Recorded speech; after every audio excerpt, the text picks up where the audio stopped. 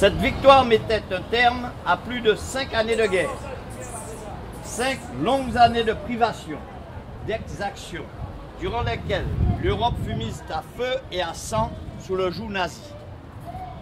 En cette journée nationale, la France se souvient de tous ceux qui ont souffert, militaires et civils, de toutes origines, tombés au combat ou sous les bombes, pourchassés, déportés, victimes de l'antisémitisme, du racisme et de l'obscurantisme.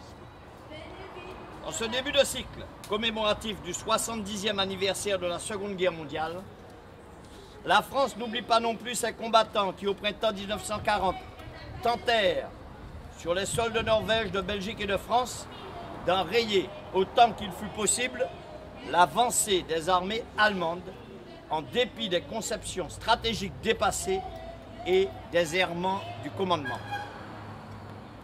Injustement moqués, calomniés, les soldats de 40 n'ont pourtant pas démérité.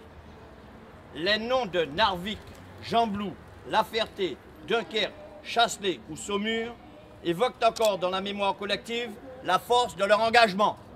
Et je peux vous dire que je sais de quoi il s'agit. Mon épouse est de Gembloux et c'est une ville que je connais.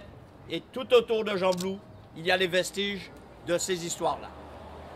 La honte devrait retomber sur ceux qui sollicitèrent et signèrent un lâche armistice avant de sombrer peu après dans l'abjecte collaboration avec l'ennemi nazi. Mais la flamme de la résistance française ne s'éteignit pas. L'appel historique à la résistance lancé par le général de Gaulle depuis Londres le 18 juin 1940 en est l'acteur fondateur. Ce fut cette poignée de volontaires qui choisit la France